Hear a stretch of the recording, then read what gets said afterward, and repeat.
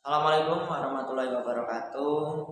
Kenalkan, nama saya Muhammad Abdul Fikir dari kelas 11 SMA Lazwari Kamila Surakarta. Di sini saya akan membuat cerita monolog tentang Ringkes Diklat. Sore itu tanggal 15 Agustus 1945 di Jakarta, suasana tegang dan penuh ketidakpastian. Kabar tentang kekalahan Jepang mulai beredar dari mulut ke mulut di kalangan pemuda yang menentang kemunduran Jepang. Namun belum ada pernyataan resmi dari pihak Jepang. Siaran radio pemerintah Jepang bahkan berhenti sejenak sehari sebelum membuat dugaan penyerahan Jepang kepada sekutu, dan keesokan harinya Jepang menyerah kepada sekutu secara bulat. Para aktivis pemuda pun meyakini bahwa inilah kesempatan terbaik bagi bangsa Indonesia untuk segera menyatakan kemerdekaan. Mereka bergerak cepat tanpa menunggu keputusan Jepang. Akan tetapi, tokoh-tokoh senior seperti Soekarno dan Bung Hatta memilih bersikap hati-hati. Keduanya merasa perlu kejelasan politik agar proklamasi tidak menimbulkan risiko besar. Karena itulah Subadio mendatangi Hatta di rumahnya. Perdebatan sengit pun terjadi.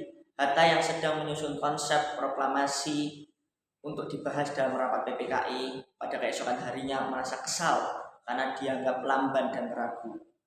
Ia menilai tindakan terburu-buru tanpa persiapan justru menyerupai kudeta besar yang bisa berakhir gagal dan fatal. Tekanan serupa terjadi dialami oleh Soekarno.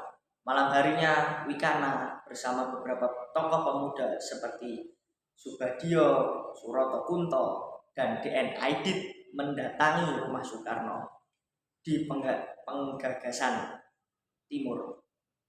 Hatta kemudian ikut hadir ketika suasana semakin panas. Kelompok pemuda mendesak agar kemerdekaan diproklamasikan malam itu juga. Mereka mengaku masa sudah siap, bahkan pasukan peta dan Heiho yang kala itu bersedia membantu. Jika harus berhadapan dengan tentara Jepang, mereka siap menanggung risikonya. Namun Soekarno meragukan kekompakan mereka. Ia melihat adanya pandangan berbeda di antara kelompok-kelompok pemuda, sehingga perjuangan belum solid sepenuhnya. Bagi pemuda, kemerdekaan seharusnya diumumkan atas nama rakyat, bukan melalui badan pembentukan Jepang seperti PPKI. Mereka beranggapan kekalahan Jepang otomatis menghapus kewenangannya. Sebaliknya Soekarno dan Hatta tidak ingin mengambil langkah yang bisa memicu bentrokan bersenjata dan menimbulkan banyak perbencian. Ketegangan memuncak ketika Wikana dengan emosi mengeluarkan ancaman bahwa penundaan proklamasi dapat berujung pertumpahan darah. Mendengar hal itu, Soekarno berdiri dan menentang dengan berani, seolah menunjukkan bahwa ia tidak gentar menghadapi risiko apapun yang terjadi nantinya.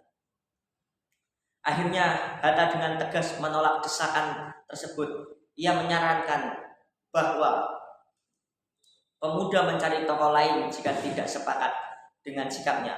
Menyadari bahwa hanya Soekarno Hatta yang memiliki pengaruh besar untuk memimpin rakyat, para pemuda pun terdiam. Pertemuan malam itu berakhir tanpa keputusan dan masing-masing kembali dengan pikiran yang penuh ketegangan. Mungkin itu saja yang bisa saya sampaikan. Terima kasih. Assalamualaikum warahmatullahi wabarakatuh. Waalaikumsalam.